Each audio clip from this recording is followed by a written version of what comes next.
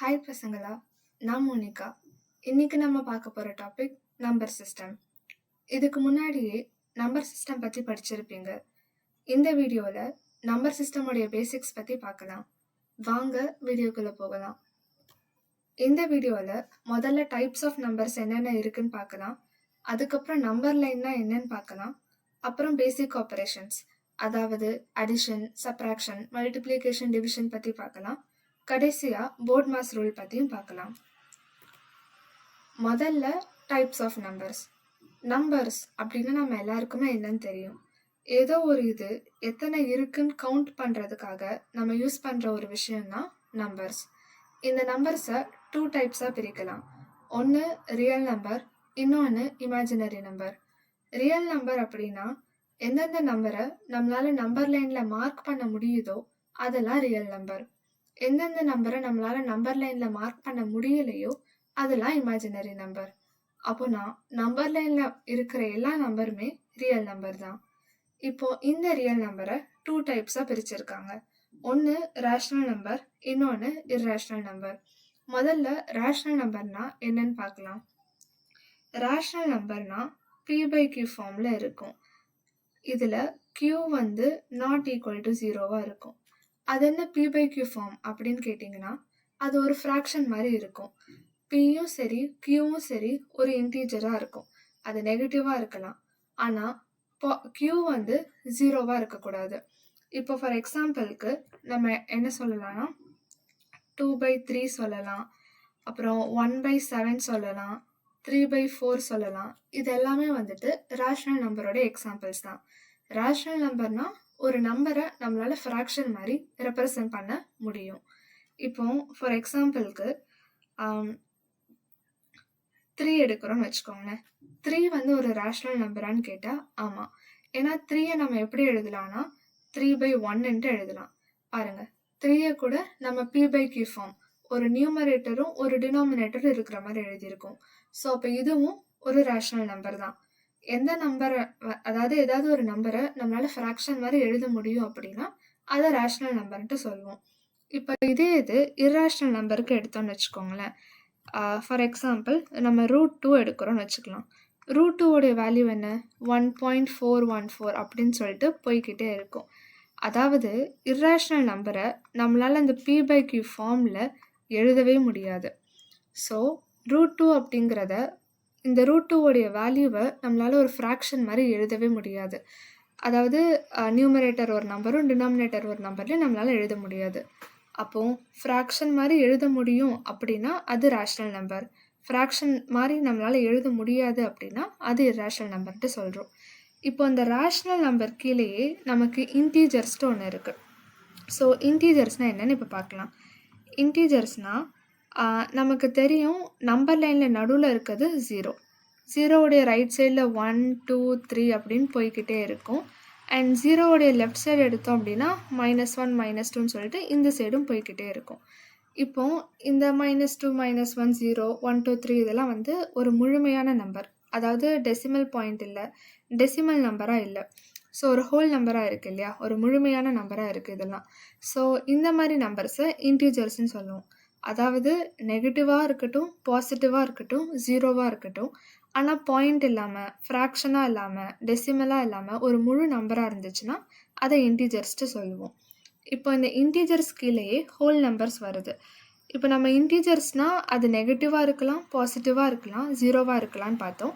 ஆனால் எந்த நம்பராக இருந்தாலும் ஒரு முழுமையான நம்பராக இருக்கணும், டெசிமலாக இருக்கக்கூடாதுன்னு பார்த்தோம்ல. அதே இதுதான் இப்போ ஹோல் நம்பர்ஸ்க்கும். இப்போ ஹோல் நம்பர்ஸ்க்கு பார்த்தோன்னா இது வந்துட்டு 0லேருந்து ஆரம்பிக்குது. 0, 1, 2, 3 அப்படின்னு சொல்லிட்டு போய்கிட்டே இருக்குது. அதாவது இதுவும் இன்டீஜர்ஸ் மாதிரி தான், ஆனால் இதில் நெகட்டிவ் நம்பர்ஸ் கிடையாது, 0லேருந்து தான் ஆரம்பிக்குது. 0வும் இருக்கிற எல்லா பாசிட்டிவ் நம்பர்ஸும் நம்ம ஹோல் நம்பர்ஸ்ன்னு சொல்லலாம். ஆனால் இங்கேயும் நம்பர் வந்து முழுமையாக இருக்கணும், டெசிமல்லாம் இருக்கக்கூடாது. இப்போ அடுத்தது நேச்சுரல் நம்பர்ஸ். நேச்சுரல் நம்பர்ஸ் வந்துட்டு ஹோல் நம்பர்ஸ் கீழே இருக்குது. இது என்னென்னா, இதுவும் வந்துட்டு இதில் 0 இருக்காது. அப்போது 1, 2, 3, 4 அப்படின்னு சொல்லிட்டு பாசிட்டிவ் நம்பர்ஸ் மட்டும்தான் இருக்கும், அது முழுமையான நம்பர்ஸ் மட்டும்தான் இருக்கும். அப்போது இன்டீஜர்ஸ்னால் நெகட்டிவும் இருக்கும், ஜீரோவும் இருக்கும், பாசிட்டிவும் இருக்கும். ஹோல் நம்பர்ஸ்னால் ஜீரோ இருக்கும், பாசிட்டிவ் இருக்கும். நேச்சுரல் நம்பர்ஸ்னால் பாசிட்டிவ் நம்பர்ஸ் மட்டும்தான் இருக்கும். சரிங்களா? இப்போ இந்த நேச்சுரல் நம்பர்ஸே 2 டைப்ஸாக இருக்குது. ஒன்று வந்து ப்ரைம் நம்பர், இன்னொன்று வந்து காம்போசிட் நம்பர். இப்போ ப்ரைம் நம்பர்னால் ஒரு எக்ஸாம்பிளுக்கு நம்ம ஒரு நம்பர் எடுத்துக்கலாம். இப்போ 4ன்னு எடுக்கிறோன்னு வச்சுக்கோங்களேன். இதோடைய ஃபேக்டர்ஸ், அதாவது இப்போ இந்த 4-ஐ 1, 4, 2 இந்த 3 நம்பராலையும் நம்ம டிவைட் பண்ணோன்னு வச்சுக்கோங்களேன். அது வந்து 4ஆல் இப்போ இந்த 3 நம்பரை வச்சு நம்ம 4-ஐ டிவைட் பண்ண முடியும். அப்படின்னா இது எல்லாத்தையும் நம்ம என்ன சொல்லலாம் அப்படின்னா ஃபேக்டர்ஸ் ஆஃப் 4ன்ட்டு சொல்லலாம். ஃபேக்டர்ஸ் ஆஃப் 4ன்ட்டு சொல்லலாம். அப்போ ப்ரைம் நம்பர்ஸ் அப்படின்னா வெறும் 2 ஃபேக்டர்ஸ் மட்டும்தான் இருக்க முடியும். சரிங்களா? ஒரு எக்ஸாம்பிளுக்கு 7ன்னு எடுத்துக்கிட்டோன்னா இதுக்கு ஃபேக்டர் என்ன வரும்? 1ம் 7 இது மட்டும்தான் வரும். ஸோ ஒரு நம்பருக்கு 2 ஃபேக்டர்ஸ் மட்டும் இருக்குன்னா அதுதான் ப்ரைம் நம்பர். ஆனால் காம்போசிட் நம்பர்னு எடுத்தீங்கன்னு வச்சுக்கோங்களேன், மோர் தென்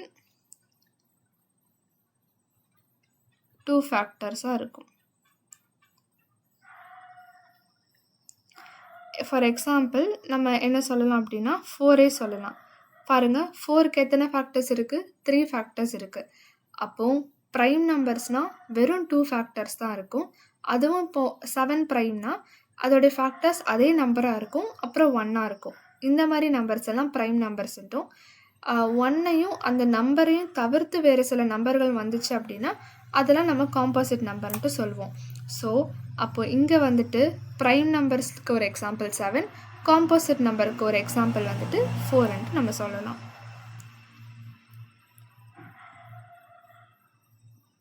4 வந்துட்டு காம்போசிட் நம்பருக்குள்ளது அண்ட் 7 வந்துட்டு ப்ரைம் நம்பருக்குள்ளது. இது கிளியர் ஆயிடுச்சா? இப்போ அடுத்தது நம்ம இந்த ரேஷ்னல் நம்பரை பற்றி பார்த்தோம்ல, ரேஷ்னல் நம்பரை பற்றியும் இர்ரேஷ்னல் நம்பரை பற்றியும் கொஞ்சம் கிளியராக பார்க்கலாம். இந்த ரேஷ்னல் நம்பர் திருப்பி 2 டைப்ஸாக இருக்குது. ஒன்று வந்துட்டு டெர்மினேட்டிங், இன்னொன்று வந்துட்டு நான் டெர்மினேட்டிங் அண்ட் ரெக்கரிங். இது என்ன அப்படின்னா, இப்போது நம்ம ஒரு ஃப்ராக்ஷன் எழுதுகிறோம்னு வச்சுக்கோங்களேன், 32/10 அப்படின்னு எழுதுறேன்னா இது வந்து ஒரு p/q ஃபார்மில் இருக்குது. q 0 கிடையாது, இங்கே 10 தான். ஸோ அப்போ இது கரெக்டான ஒரு ரேஷ்னல் நம்பர் தான்.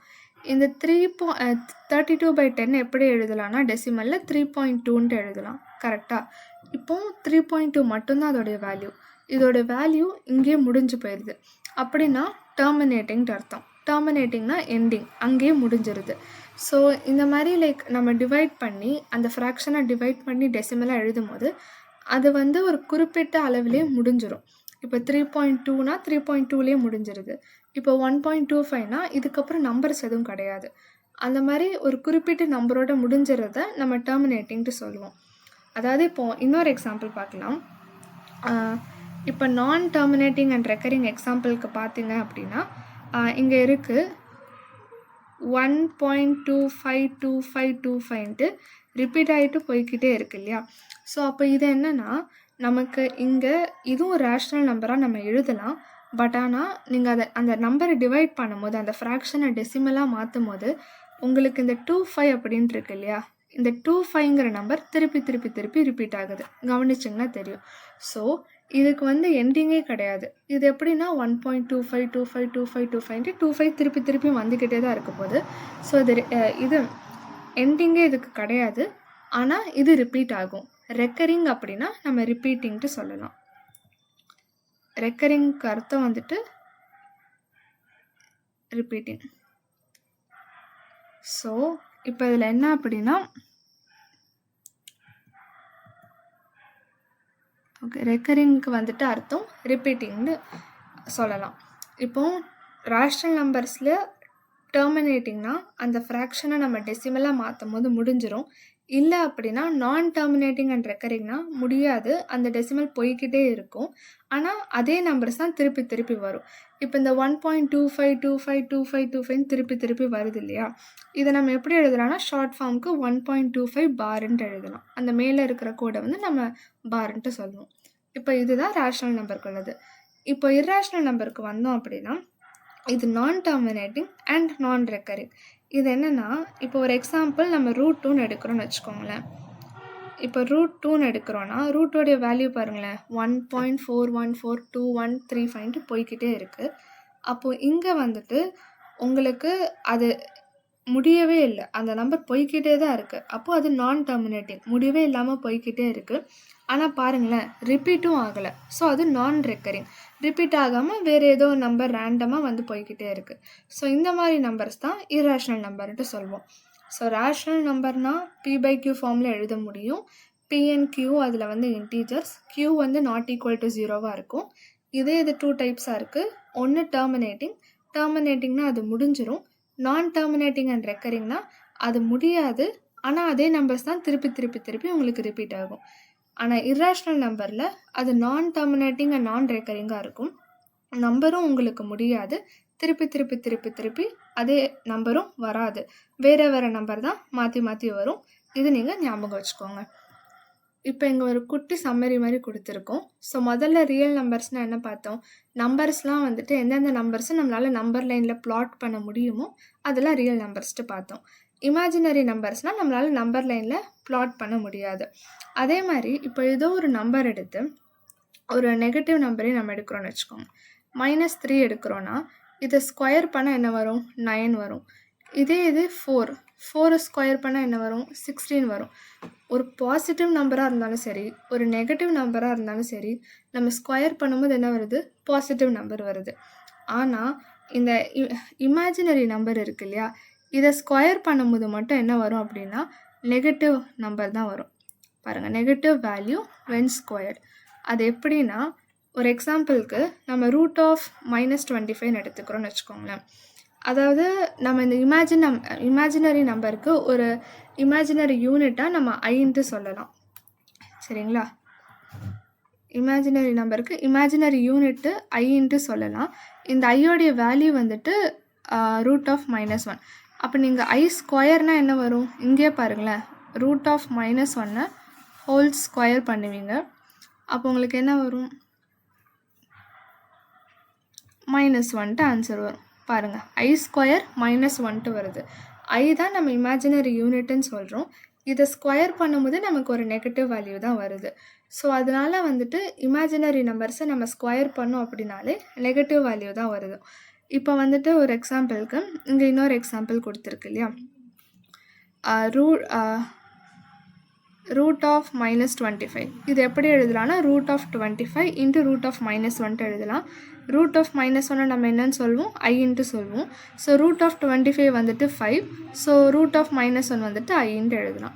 ஸோ இதை ஈஸியாக √-25 நம்ம 5 எழுதலாம். இது ஒரு எக்ஸாம்பிளுக்காக கொடுத்துருக்கு. ஸோ இமேஜினரி நம்பர்ஸ்னால் அதை வந்து நம்மளால் நம்பர் லைனில் ப்ளாட் பண்ண முடியாது. அண்ட் அதே மாதிரி அதுக்கு ஒரு இமேஜினரி யூனிட் ஐன்ட்டு சொல்கிறோம். அந்த ஐயோடைய வேல்யூ √-1 இருக்கும். இமேஜினரி நம்பர்ஸை நம்ம ஸ்கொயர் பண்ணால் அது நெகட்டிவாக தான் இருக்கும். அப்புறம் ரேஷ்னல் நம்பர்னால் நம்ம பார்த்தோம், அது p/q ஃபார்மில் இருக்கும். p and q வந்து இன்டீஜர்ஸாக இருக்கும். q வந்து 0வாக இருக்காது.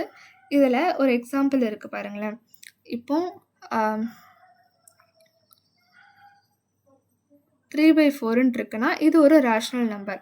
இப்போ இந்த 3/4 நான் டிவைட் பண்ணி எழுதுறேன்னா 0.75 எனக்கு கிடைக்குது. இது பாருங்களேன், இங்கேயே முடிஞ்சிருது, இதுக்கப்புறம் எந்த டிஜிட்ஸும் இல்லை. அப்போ இதை வந்து நம்ம டெர்மினேட்டிங் ரேஷ்னல் நம்பர்ன்ட்டு சொல்லலாம், ஏன்னா இங்கேயே இது முடிஞ்சிருது. ஆனால் இங்கே பாருங்களேன், இந்த ஃப்ராக்ஷன், அதாவது 1/3 இருக்கு இல்லையா, இந்த ஃப்ராக்ஷன் வந்து நம்ம டிவைட் பண்ணோம் அப்படின்னா நமக்கு கிடைக்கிறது வந்து 0.333ன்னு போய்கிட்டே இருக்குது. இதை நம்ம எப்படி எழுதலாம் அப்படின்னா 0.3 பார்ன்ட்டு எழுதலாம். ஸோ இதுவும் 1/3 அப்படிங்கிறதும் ஒரு ரேஷ்னல் நம்பர் தான். ஆனால் அதை டிவைட் பண்ணால் அது முடிவே இல்லாமல் போகுது, பட் திருப்பி அதே நம்பர் வருது. இப்போ இதே இர்ரேஷ்னல் நம்பர் பார்த்தோன்னா இதை p/q ஃபார்மில் எழுதவே முடியாது. பாருங்கள், p/q ஃபார்மில் நம்மளால் எழுதவே முடியாது. அதுக்கப்புறம் இதோடைய வேல்யூ இப்போது நம்ம √2ன்னு எடுத்தோன்னா இந்த நம்பர் வந்து போய்கிட்டே தான் இருக்கும், ஆனால் ரிப்பீட்டும் ஆகாது, வேறு நம்பர் ரேண்டமாக வரும். அதுதான் இர்ரேஷ்னல் நம்பர். அடுத்தது இன்டீஜர்ஸ்னால் பார்த்தோம். இது வந்து ஒரு முழுமையான நம்பராக இருக்கும். இது பாசிட்டிவ், நெகட்டிவ் இல்லை ஜீரோவாக இருக்கலாம். ஸோ ஆனால் ஃப்ராக்ஷனல் பார்ட்டாக இருக்கக்கூடாது, டெசிமல் பார்ட்லாம் அதில் இருக்கக்கூடாது. எக்ஸாம்பிள் -5, 0, 12 நம்ம சொல்லலாம். அடுத்தது ஹோல் நம்பர்ஸ்னால் ஜீரோவும் பாசிட்டிவ் நம்பர்ஸ், பாசிட்டிவ் இன்டிஜர்ஸ் தான் நம்ம ஹோல் நம்பர்ஸ்ன்னு சொல்கிறோம். ஸோ அது 0, 1, 2, 3ன்னு போகுது. அடுத்தது நேச்சுரல் நம்பர்ஸ்னால் எல்லா பாசிட்டிவான இன்டிஜர்ஸும் 1, 2, 3, 4ன்ட்டு போகுது.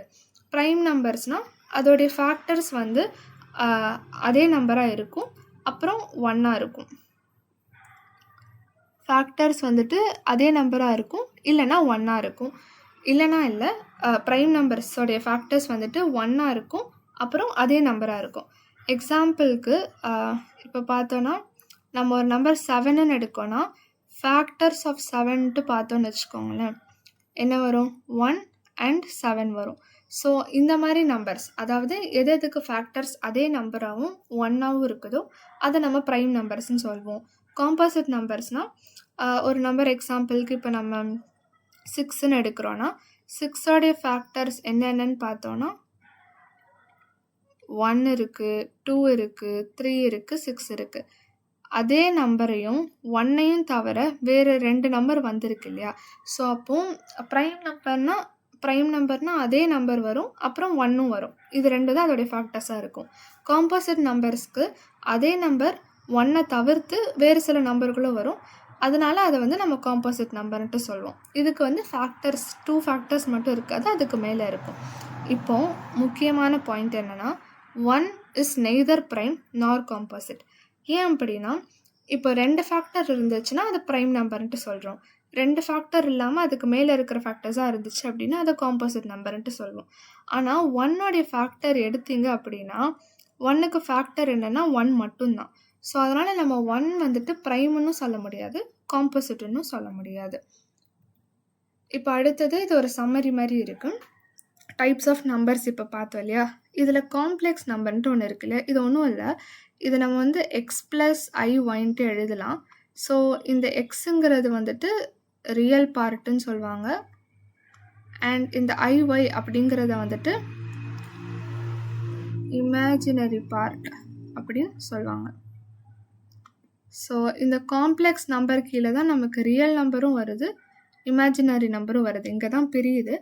இந்த ரியல் நம்பர்ஸே நம்ம பார்க்கும்போது ரேஷ்னல் அண்ட் இர்ரேஷ்னலாக பிரிஞ்சுது. அண்ட் இந்த ரேஷ்னல் நம்பர்ஸ்குள்ளே தான் இன்டீஜர்ஸ் வரும், இன்டீஜர்ஸ்குள்ளே தான் ஹோல் நம்பர்ஸ் வரும், ஹோல் நம்பர்ஸ்குள்ளே தான் நேச்சுரல் நம்பர்ஸ் வரும், நேச்சுரல் நம்பர்ஸ்குள்ளே தான் ப்ரைம் நம்பர்ஸும் காம்போசிட் நம்பர்ஸும் வரும். சரிங்களா? இப்போ நம்ம அடுத்த டாபிக் நம்பர் லைனுக்கு போகலாம். நம்பர் லைன் அப்படின்னா ஒன்றுமே கிடையாது. இப்போது நம்ம வந்துட்டு ஒரு லைன் ட்ரா பண்ணுறோன்னு வச்சுக்கோங்க. சென்டரில் 0 இருக்குது, ரைட் சைடில் போனால் 1, 2, 3 அப்படின்னு சொல்லிட்டு அதிகமாகிட்டே போகும். லெஃப்ட் சைடுக்கு வந்தோம் அப்படின்னா -1, -2ன்னு சொல்லிட்டு இந்த சைடு வந்து குறைஞ்சிக்கிட்டே போகும். ஸோ நம்ம நம்பர் லைன் அப்படின்னு எடுத்துக்கிட்டோன்னா இதில் ஒன்றுமே இல்லை, நம்பர்ஸ்லாம் அரேஞ்ச் பண்ணி ஈக்குவலி டிஸ்டண்ட்டாக வச்சுருக்காங்க, அதாவது ஈக்குவல் டிஸ்டன்ஸில் நம்பர் அரேஞ்ச் பண்ணி வச்சுருக்காங்க.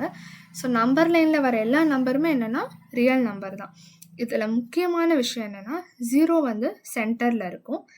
இந்த இது இருக்கு இல்லையா, லெஃப்ட் சைட்லேருந்து நம்ம ரைட் சைடு போகும்போது அதிகமாகிட்டே போகும். இங்கே வந்து இன்க்ரீஸிங், அதாவது இங்கே வேல்யூ இப்போது 2 நம்பர் எடுக்கிறோம் அப்படின்னு வச்சுக்கோங்களேன். ஒரு எக்ஸாம்பிளுக்கு இப்போ நான் வந்துட்டு -5 எடுக்கிறேன், -5ஐயும் 3யும் எடுத்தேன்னா -5 and 3 எடுக்கிறேன், -5ம் 3யும் எடுத்தேன்னா எது பெருசுன்னு கேட்டிங்கன்னா 3 தான் பெருசு. ஏன் அப்படின்னா இதுதான் ரைட் சைடில் இருக்குது. எப்போவுமே 2 நம்பரை கம்பேர் பண்ண சொல்கிறாங்கன்னா அந்த 2 நம்பரில் எது வந்து ரைட் சைடு வரும்னு பாருங்கள். இப்போ ஃபார் எக்ஸாம்பிள் நம்ம இன்னொரு எக்ஸாம்பிள் எடுத்து பார்த்தோன்னா, எக்ஸாம்பிள் வந்துட்டு -2வும் -1ம் எடுத்துப்போம். -2வும் -1ம் நம்பர் லைனில் எடுக்கும்போது எது ரைட் சைடில் வரும்? -1 தான் வரும். ஸோ அப்போ இந்த -1 இருக்கு இல்லையா, இதுதான் வந்து பெரிய நம்பர். அண்ட் -2 இருக்கு இல்லையா, இதுதான் வந்துட்டு சின்ன நம்பர். ஸோ எப்போவுமே 2 நம்பரை கம்பேர் பண்ண சொன்னாங்க அப்படின்னா எந்த நம்பர் ரைட் சைடில் வருமோ அதுதான் பெரிய நம்பராக இருக்கும். ஸோ நமக்கு 0க்கு அடுத்தது வரதெல்லாம் அப்படியே இன்க்ரீஸ் ஆகிட்டே போகும், 0க்கு கீழே போகிறதுலாம் குட்டியாகிட்டே போகும். இப்போது நம்ம 2 கொஸ்டின் இருக்குது, அது சால்வ் பண்ணுவோம். விச் நம்பர் இஸ் ஸ்மாலர், எது ஸ்மாலருன்னு கேட்டிருக்காங்க. முதல்ல அது நம்பர் லைனில் எங்கே இருக்குன்னு பார்த்தோன்னா 2 இங்கே இருக்குது, -5 இங்கே இருக்குது. அவங்க என்ன கேட்டிருக்காங்க அப்படின்னா எது ஸ்மாலருன்னு கேட்டிருக்காங்க. அப்போ கண்டிப்பாக எது லெஃப்ட் சைடில் இருக்கோ அதுதான் ஸ்மாலர், அப்போ -5 தான் ஸ்மாலர். அடுத்தது விச் நம்பர் இஸ் கிரேட்டருன்னு கேட்டிருக்காங்க. இப்போ அவங்க வந்து சொல்லியிருக்கிறது 0 ஒன்றும் -7 இன்னொன்று, -7 இன்னொன்று. அவங்க கேட்டிருக்கிறது எது கிரேட்டர். கிரேட்டர்னால் எது ரைட் சைடில் இருக்கோ அதுதான் கிரேட்டர் இல்லையா. அப்போ இங்கே எது ரைட் சைடில் இருக்குது 0, அப்போ 0 தான் இதில் கிரேட்டர். ஸோ இதுக்கு ஆன்சர் வந்துட்டு 0 தான் கிரேட்டர். இப்போ புரியுதா? நம்பர் லைனில் மெயினாக நம்ம ஞாபகம் வச்சுக்க வேண்டியது 2 விஷயம். நடுவில் 0 இருக்கணும், லெஃப்ட் சைட்லேருந்து ரைட் சைடு போகும்போது நம்பர் வந்து இன்க்ரீஸ் ஆகிட்டே போகும். ஸோ 2 நம்பர் கொடுத்துருக்காங்க அப்படின்னா அந்த 2 நம்பரில் எது பெருசுன்னு கேட்குறாங்கன்னா அந்த 2 நம்பரில் எது ரைட் சைடு வரும்னு பாருங்கள், அதுதான் பெரிய நம்பராக இருக்கும். இப்போ அடுத்த டாபிக் போகலாம். அடுத்தது வந்துட்டு பேசிக் ஆப்ரேஷன்ஸ். இதில் நம்ம அடிஷன், சப்ராக்ஷன், மல்டிப்ளிகேஷன், டிவிஷன் பற்றி பார்க்கலாம். முதல்ல அடிஷன்னா கம்பைனிங் நம்பர்ஸ் டுகெதர். இது ஒன்றுமே இல்லை. இப்போ முதல்ல உங்ககிட்ட 5 ஆப்பிள் இருக்குது, அதுக்கப்புறமா 3 ஆப்பிள் கிடைக்குது, அப்போ மொத்தம் எத்தனை ஆப்பிள் இருக்குது அப்படின்னு கணக்கு போடுறது தான் நம்ம அடிஷன்ட்டு சொல்கிறோம். ஸோ அப்போ மொத்தம் எத்தனை இருக்கும், 8 ஆப்பிள் இருக்கும், அவ்வளோதான். மொத்தமாக எத்தனை பொருட்கள் இருக்குது அப்படின்னு சேர்த்து சொல்கிறது தான், அந்த கவுண்ட்டை சொல்கிறது தான் நம்ம அடிஷன்ட்டு சொல்கிறோம். ஸோ அதான் 5 + 3 = 18 இருக்குது. இப்போ நம்ம கொஞ்சம் ஈஸியான சம்ஸ் சால்வ் பண்ணுவோம். ஃபஸ்ட்டு சம் வந்துட்டு 45 + 31 இல்லையா. இதுக்கு என்ன பண்ணணும் அப்படின்னா முதல்ல வந்துட்டு எப்போவுமே ரைட் சைடில் இருந்து தான் லெஃப்ட் போகணும். ஸோ அப்போ ரைட் சைடில் வந்துட்டு 5ம் 1ம் இருக்கு இல்லையா. ஸோ 5 + 1, 5ஐயும் 1ஐயும் ஆட் பண்ணால் என்ன வரும், 6 வரும். அதுக்கப்புறம் இந்த லைன் முடிஞ்சிருச்சு. அப்போ அடுத்த லைன் போகும்போது 4 and 3, அப்போது 4ஐயும் 3ஐயும் ஆட் பண்ணால் என்ன வரும், 7 வரும். ஸோ அப்போ ஆன்சர் வந்து 76. ஸோ ஃபர்ஸ்ட் ஒன்க்கு ஆன்சர் 76. இப்போ செகண்ட் ஒன் பண்ணலாம். செகண்ட் ஒன் வந்துட்டு என்னது, 23 + 11. நான் சொன்ன மாதிரி தான் ரைட் சைடில் இருந்து தான் லெஃப்ட் போகணும். ஸோ முதல்ல 3ஐயும் 1ஐயும் ஆட் பண்ணால் 4 கிடைக்கும், அப்புறம் 2ஐயும் 1ஐயும் ஆட் பண்ணால் 3 கிடைக்கும். ஸோ 23 + 11 என்னன்னா 34. அவ்வளோதான் அடிஷன். அடிஷன் ரொம்ப சிம்பிளாக இருக்கு இல்லையா. அடுத்தது இப்போ நம்ம சப்ராக்ஷனுக்கு போகலாம். சப்ராக்ஷன்னா ஃபைண்டிங் த டிஃப்ரென்ஸ். அதாவது ஒரு விஷயம், இப்போ உங்ககிட்ட 5 சாக்லேட் இருக்குன்னா அதில் 3 சாப்பிட்டுட்டீங்க, மீதி எத்தனை இருக்கும், 2 தான் இருக்கும். இதுதான் நம்ம சப்ராக்ஷன்ட்டு சொல்கிறோம்.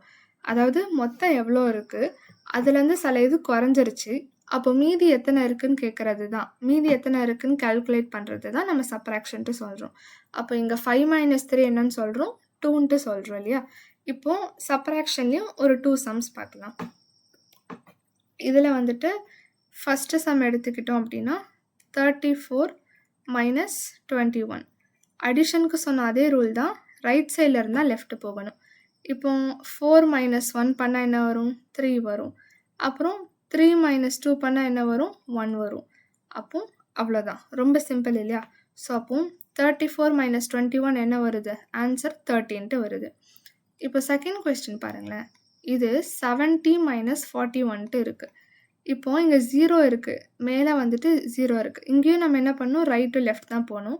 அப்போ இங்கே வந்துட்டு நமக்கு 0 - 1ன்ட்டு வருது. அப்படி இருக்குது, 0 மேலே வந்து ஒரு குட்டி நம்பர் இருக்குன்னா இப்போ நம்ம பாரோ பண்ணணுன்ட்டு அர்த்தம். எப்படி பாரோ பண்ணுறதுனா, 0வை அடிச்சுட்டு 0னா மேலே 10ன்னு எழுதிக்கோங்க. பாரோ பண்ணுறதுன்னா என்ன, கடன் வாங்குறது, பக்கத்துலேருந்து கடன் வாங்கணும். இங்கே 7 இருக்குன்னா அதை 6ஆக மாற்றிக்கணும். இங்கே என்ன நம்பர் இருந்தாலும் ஒரு நம்பர் குறைச்சி எழுதிக்கணும். அதாவது இப்போ நம்ம இங்கே கிளியராக எழுதுவோமா, 70 41 இது செப்பரேட் பண்ணோன்னா இந்த 0 வந்து 10ஆ மாறிடும். இதுகிட்டேருந்து ஒரு நம்பர் கடன் வாங்கியிருக்கும். அப்போ இது 6ஆ மாறிடும். இப்போ நம்ம பண்ணலாம். 10 மைனஸ் 1 என்ன? 9. அப்புறம் 6 மைனஸ் 4 என்ன? 2. அப்போ 70 மைனஸ் 41 70 மைனஸ் 41க்கு ஆன்சர் வந்துட்டு 29 தான் ஆன்சர். ஈஸி தானே சப்ட்ராக்ஷன்? இப்போ அடுத்தது மல்டிப்ளிகேஷனுக்கு போகலாம். மல்டிப்ளிகேஷன்னா ரிப்பீட்டட் அடிஷன்ட்டு சொல்லுவோம். இது ஈஸி தான். இது எப்படின்னா, இப்போ ஃபஸ்ட்டு லைனில் எத்தனை பால் இருக்குது? 4 பால் இருக்குது. செகண்ட் லைனில் 4 பால் இருக்குது. தேர்ட் லைனில் 4 பால் இருக்குது. அப்போ மொத்தமாக எத்தனை பால்னால் என்ன சொல்லுவோம்? 12. எப்படி சொல்லுவோம்? 4 + 4 + 4 பண்ணி நம்ம 12ன்ட்டு சொல்கிறோம். இது குட்டியாக இருக்கிறதுனால நம்ம இப்போ ஈஸியாக சொல்லிட்டோம். ஆனால் இப்போ இது பெரிய, இப்போது ஃபஸ்ட்டு ரோலே 10 பால் இருக்குது, செகண்ட் ரோவில் 10 பால் இருக்குது, அந்த மாதிரி மொத்தம் 50 ரோ இருக்குது அப்படின்னா அப்போ சொல்கிறது கஷ்டம் இல்லையா? அதுக்கு ஈஸியான மெத்தட் என்னென்னா மல்டிப்ளிகேஷன். இப்போ 4 + 4 + 4 ஒரே நம்பரை 3 டைம்ஸ் ஆட் பண்ணுறதுக்கு பதிலாக அந்த நம்பரை 4 × 3 பண்ணிடலாம். சரிங்களா? அப்போ 4 × 3னா ஈஸியாக நமக்கு தெரியும் 12. அப்போ ஆன்சர் ஈஸியாக வந்துடும். இப்போ இது ஸ்டார் இருக்குதுன்னு வச்சுப்போம். ஸ்டார் ஒரு லைனில் 3 இருக்குது. இந்த மாதிரி நமக்கு வந்து மொத்தம் 6 லைன்ஸ் இருக்குதுன்னு வச்சுப்போம். 6 லைன்ஸ். அப்போ இதை கவுண்ட் பண்ணுறதுக்கு நம்ம என்ன பண்ணணும்னா, ஒவ்வொரு லைனும் வந்துட்டு 3 இருக்குது, அடுத்த லைனில் 3 இருக்குது, அடுத்த லைனில் 3 இருக்குது அப்படின்னு சொல்லி ஆட் பண்ணுறதுக்கு பதிலாக இப்போ ஒரு லைனில் 3 இருக்குது, மொத்தமாக எத்தனை லைன் இருக்குது? 6 லைன் இருக்குது. அப்போ எப்படி எழுதிடலான்னா 3 × 6ன்னு போட்டால் 18 வருமா? அப்போ மொத்தமாக 18 ஸ்டார் இருக்குது அப்படின்ட்டு அர்த்தம். ஸோ இது ஒன்றுமே கிடையாது. மல்டிப்ளிகேஷனும் அடிஷனும் ஃப்ரெண்ட்ஸ் மாதிரி தான். அடிஷன்னா மொத்தமாக எத்தனை இருக்குதுன்னு சொல்லுவோம். மல்டிப்ளிகேஷனாக நிறைய இருக்கும்போது அதை ஈஸியாக கால்குலேட் பண்ணுறதுக்காக நம்ம இந்த மாதிரி பண்ணுறோம். இப்போ மல்டிப்ளிகேஷன்லையும் 2 சம்ஸ் பார்க்கலாம். ஃபஸ்ட்டு சம் வந்துட்டு 12 × 8. 12 × 8 இது எப்படி பண்ணணும்னா, முதல்ல இங்கேயும் அதே ரூல் தான், ரைட்டு டு லெஃப்ட்டு தான் போகணும். அப்போ முதல்ல 2 × 8 பண்ணால் என்ன வரும்? 16. ஸோ 6 இங்கே எழுதிடணும். 1 இருக்கு இல்லையா? 1 வந்துட்டு 1 இந்த சைடுக்கு வந்துடும். சரிங்களா? அப்போ திருப்பி இப்போ 1 × 8 பண்ணுவோம். 1 × 8 8 தான். ப்ளஸ் 1 பண்ணும்போது மேலே ஒரு 1 இருக்கு இல்லையா? அதை ஆட் பண்ணும்போது என்ன வரும்? 9 வரும். கரெக்டாக? இப்போ ஒரு சின்ன எக்ஸாம்பிள் இன்னொன்று, 14 × 2 பண்ணுறோம் அப்படின்னா 4 2s are என்ன? 8 வரும். 1 2 is 2 வரும். ஸோ இது 28. அதே மாதிரி இப்போ 25 × 5 பண்ணுறேன்னு வச்சுப்போம். இப்போ 5 × 5 என்னென்னா 25. அப்போ 5 இங்கே எழுதுவேன், 2 வந்து நான் இந்த மேலே எழுதுவேன். அப்போ 2 5s are 10, 11 12. 2 5s are இங்கே மல்டிப்ளை பண்ணிவிட்டு இந்த இடத்துல மல்டிப்ளை பண்ணிவிட்டு மேலே இருக்க நம்பர் இருக்குது இல்லையா, இதை வந்து நான் ஆட் பண்ணணும். அப்போ 2 5s are 10, 10 + 2 என்னது? 12. ஸோ அப்போ எனக்கு ஆன்சர் வந்துட்டு இங்கே 12 வரும். ஸோ மொத்தமாக 125 வரும். ஸோ அப்போ 12 × 8க்கு நம்ம என்ன கண்டுபிடிச்சிருக்கோம்? 96ன்னு கண்டுபிடிச்சிட்டோம். இங்கேருந்து வருது இந்த சம்லேருந்து 43 × 25 போடுவோம். 43 × 25 வந்துட்டு இதுவும் ஈஸி தான். இதுவும் திருப்பி அதே மாதிரி ரைட் டு லெஃப்ட் தான் போகணும். முதல்ல வந்துட்டு இந்த 5 மட்டும் கன்சிடர் பண்ணுங்கள். ஸோ 5 மட்டும் கன்சிடர் பண்ணும்போது 3 5s are 15 வரும். ஸோ பேலன்ஸ் 1 அங்கே போகுமா? 4 5s are 20, 20 + 1 என்ன? 21. ஸோ இங்கே 21 எழுதிட்டோம். அடுத்த லைன் போகும்போது ஒரு ஸ்டார் வந்து கடைசியில் போட்டுக்கோங்க. ஸோ இப்போ வந்து 2 மட்டும் கன்சிடர் பண்ணணும். அப்போ 3 2s are என்ன? 6, 4 2s are என்ன? 8. அவ்வளோதான். இப்போ இதை ஆட் பண்ணணும். ஸ்டார் போட்டிருக்க இடத்த வந்து 0ன்ட்டு கணக்கு எடுத்துக்கோங்க. ஸோ அப்போ 5 + 0 5, 1 + 6 7, 2 + 8 வந்து 10. அப்போ ஃபைனல் ஆன்சர் 1075. ஈஸியாக இருக்குது இல்லையா மல்டிப்ளிகேஷனும்? ஸோ இது வந்து 1075 தான் இதுக்கு ஆன்சர். ஸோ மல்டிப்ளிகேஷனும் இப்போ ஈஸியாக முடிச்சிட்டோம். அடுத்தது டிவிஷன் பண்ணலாம். டிவிஷன்னா என்ன அப்படின்னா ஷேரிங் ஈக்குவலி. ஸோ இப்போ வந்து நம்ம 2 பேர் எடுத்துக்கலாம். இது ஒரு பர்சன் ஏ, இது ஒரு பர்சன் பி. இங்கே மொத்தமாக எத்தனை பலூன் இருக்குன்னா 10 பலூன் இருக்குது. இதை வந்து நீங்கள் இவங்களுக்கும் கொடுக்கணும், இவங்களுக்கும் கொடுக்கணும். ஆனால் ஈக்குவலாக கொடுக்கணும். 2 பேருக்கும் ஒரே நம்பர் ஆஃப் பலூன்ஸ் தான் கொடுக்கணும். அப்போ நீங்கள் எத்தனை கொடுப்பீங்க அப்படின்னா இவங்களுக்கு 5 கொடுப்பீங்க, இவங்களுக்கு 5 கொடுப்பீங்க இல்லையா? அது எப்படி 5 நம்ம கண்டுபிடிச்சோம்? மொத்தமாக 10 இருக்குது. அப்போ 2 பேருக்கு நம்ம கொடுக்கணும். அப்போ என்ன பண்ணலாம் அப்படின்னா மொத்தமாக எத்தனை பலூன் இருக்கோ அதை மேலே எழுதிட்டு கீழே எத்தனை பேருக்கு கொடுக்கணுங்கிறது எழுதுனா நமக்கு 2ன்னு வருது. அப்போ 10 டிவைடட் பை 2 என்னது 5. அப்போ 5 பலூன் தான் ஒவ்வொருத்தருக்கு கொடுக்கணும் அப்படின்ட்டு அர்த்தம். இப்போ இதே இது 24 இருக்குன்னு வச்சுக்கலாம். 24 இருக்குது. 24 சாக்லேட் என்கிட்ட இருக்குது. 3 பேர் இருக்காங்க. 3 பேருக்கும் நான் இப்போ பிரித்து கொடுக்கணுன்னா அப்போ 24 டிவைடட் பை 3 பண்ணால் 18 வரும். அப்போ ஒரு பர்சனுக்கு 8, இன்னொரு பர்சனுக்கு 8, இன்னொரு பர்சனுக்கு 8ன்னு கொடுத்தா எனக்கு கரெக்டாக வரும். அப்போ டிவிஷன்னா ஒரு விஷயத்தை எப்படி ஈக்குவலாக பிரித்து கொடுக்கறது அப்படிங்கிறத சொல்கிறது தான் டிவிஷன். இப்போ டிவிஷன்லையும் நம்ம 2 சம்ஸ் கிட்ட பார்க்கலாம். First 96 divided by 8. So first sum வந்துட்டு 96 டிவைடட் பை 8. இப்போ ஃபஸ்ட்டு இதில் வந்து என்ன பண்ணணும் அப்படின்னா லெஃப்ட் டு ரைட் போகணும். இப்போ அடிஷன், சப்ராக்ஷன், மல்டிப்ளிகேஷனில் ரைட்டு டு லெஃப்ட் வந்தோம். இங்கே டிவிஷனுக்கு மட்டும் லெஃப்ட் டு ரைட் போகும். ஸோ லெஃப்ட் டு ரைட்னா ஃபஸ்ட்டு 9 இருக்கா? ஸோ 9ல் எத்தனை 8 இருக்குன்னா 110. ஸோ 18 இஸ் 18 வரும். 1 into 8 வந்து 8. ஸோ இப்போ வந்து இங்கே போட்டதுக்கப்புறம் இங்கே சப்ராக்ட் பண்ணணும். ஸோ 9 minus 8 வந்துட்டு 1. இப்போ இங்கே 6 இருக்குது இல்லையா? இந்த நம்பரை கீழே இறக்குவோம். ஸோ 6. 16 இப்போ மொத்தமாக என்ன இருக்குது? 16. 16ல் எத்தனை 8 இருக்குன்னா 2 இருக்குது. ஸோ மேலே 2. ஸோ 2 into 8 வந்து என்னென்னா 16. ஸோ இதை திருப்பி சப்ராக்ட் பண்ணும்போது 0. நமக்கு ரிமைண்டர் 0 வந்துருச்சுன்னா இந்த 96 அப்படிங்கிற நம்பரை 8 வந்து எக்ஸாக்டாக டிவைட் பண்ணுதுன்னு சொல்லலாம். ஸோ இப்போ 96 டிவைடட் பை 8 என்னதுன்னா ஆன்சர் 12. இப்போ அதே மாதிரி செகண்ட் கொஸ்டின் போடுவோம். 3 to 5 5ஆல் டிவைட் பண்ணணும். இப்போ இதுவும் வந்து நம்ம என்ன பண்ணோம்னா லெஃப்ட் டு ரைட் போகணும். இப்போ முதல்ல 3 இருக்கு இல்லையா? 3 வந்து 5ஐ விட குட்டி நம்பர். அப்போ அடுத்த நம்பரையும் சேர்த்து எடுத்துக்கோங்க 13. 30ல் எத்தனை 5 இருக்குன்னா 6 டைம்ஸ். 6 5s என்ன வரும்? 13 வரும். 32ல் மொத்தம் 6 டைம்ஸ் 5 இருக்குது 30. So 6 5s 30. 32 minus 30 வந்துட்டு 2. இந்த 5 கீழே இறக்கணும் அப்படின்னா 25. 25ல் எத்தனை 5 இருக்குது அப்படின்னா 5 டைம்ஸ் இருக்குது. ஸோ 5 into 5 என்னது 25. இங்கேயும் பாருங்கள் நமக்கு டினாமினேட்டர் 0ன்னு வருது. அப்போனா 325 அப்படிங்கிற நம்பரை 5 வந்து எக்ஸாக்டாக டிவைட் பண்ணுது. 5ஆல் டிவைட் பண்ணால் ஒரு முழு நம்பர் கிடைக்குதுன்னு அர்த்தம்.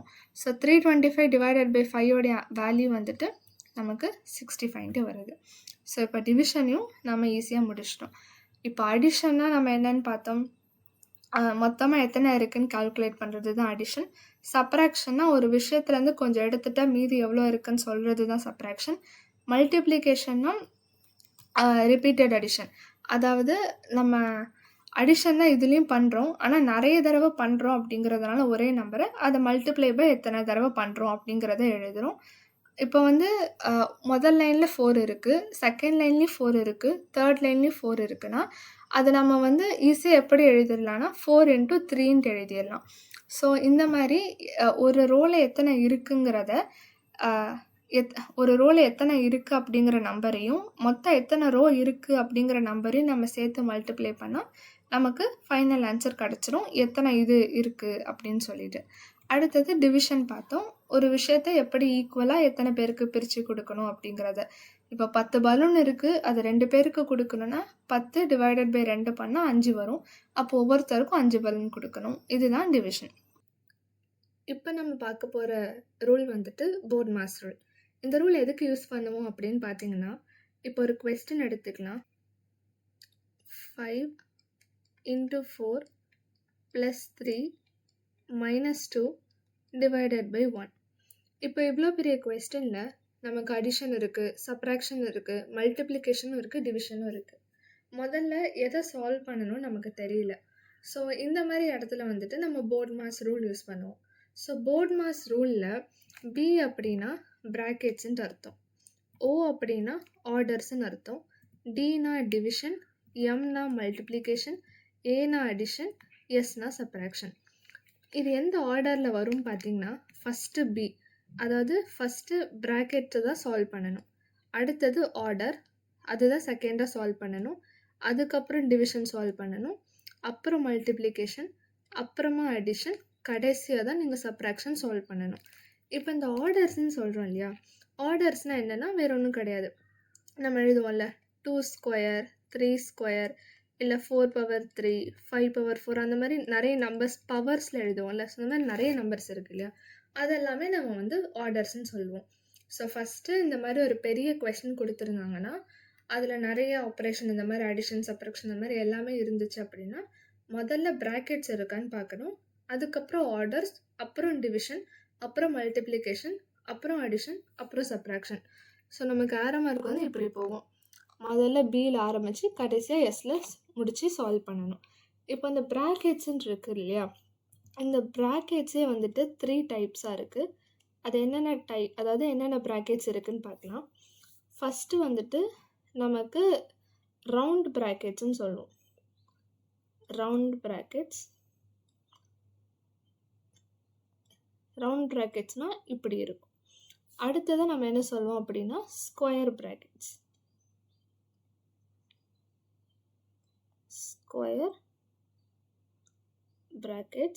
அது இப்படி இருக்கும்.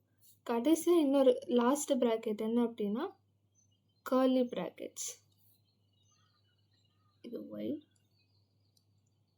கர்லி ப்ராக்கெட்ஸ், அது எப்படி இருக்குன்னா இந்த மாதிரி இருக்கும். ஸோ இப்போ இந்த ப்ராக்கெட்ஸ் வந்துட்டு 3 டைப்ஸ் ஆஃப் ப்ராக்கெட்ஸ் இருக்குது, round bracket, square bracket, curly bracket. So இந்த 3 ப்ராக்கெட்டுமே ஒரு கொஸ்டினில் இருந்துச்சுன்னா எப்படி சால்வ் பண்ணுறது அப்படிங்கிறதையும் பார்க்கலாம். இந்த போர்ட் மாஸ் மட்டும் ஞாபகம் வச்சுக்கோங்க, எப்போவுமே ஃபஸ்ட்டு ப்ராக்கெட் சால்வ் பண்ணணும், அதுக்கப்புறம் தான் ஆர்டர், அப்புறம் division, multiplication, addition, subtraction solve பண்ணணும். இப்போ வாங்க ஒரு 2 சம்ஸ் இந்த போர்ட் மாஸ் ரூலில் பார்க்கலாம். ஃபர்ஸ்ட்டு சம் வந்துட்டு நமக்கு ப்ராக்கெட்ஸ் வச்சு மெயினாக சொல்கிறாங்க. முதல்ல வந்துட்டு நம்ம பக்கத்தில் போர்ட் மாஸ் அப்படின்னு எழுதிக்கலாம், BODMAS. சரிங்களா, இப்போ ஃபஸ்ட்டு என்ன சால்வ் பண்ணணும், பி தானே சால்வ் பண்ணணும். பினா நமக்கு 3 டைப்ஸ் ஆஃப் பி இருக்குது, அதாவது ப்ராக்கெட்லேயே நம்ம படிச்சிருக்கோம், ரவுண்ட் ப்ராக்கெட் இருக்குது, ஸ்கொயர் ப்ராக்கெட் இருக்குது, கர்லி ப்ராக்கெட்ஸ் இருக்குது. ஸோ அப்போ ஃபஸ்ட்டு எதை சால்வ் பண்ணணும்னு பார்க்கும்போது எந்த ப்ராக்கெட் ரொம்ப உள்ளே இருக்கோ அதை தான் சால்வ் பண்ணணும். இப்போ இங்கே பாருங்களேன், இங்கே 3 ப்ராக்கெட் இருந்தாலும் இந்த ப்ராக்கெட் தான் உள்ளே இருக்குது, ஸோ அப்போ முதல்ல இதை தான் சால்வ் பண்ணணும். ஸோ அப்போ என்ன எழுதலாம், 8 + curly bracket open 6 - square bracket 4 + 2 × 1 வந்து 2ன்னு கிடச்சிரும். ஸோ ப்ராக்கெட்டை க்ளோஸ் பண்ணுறோம்.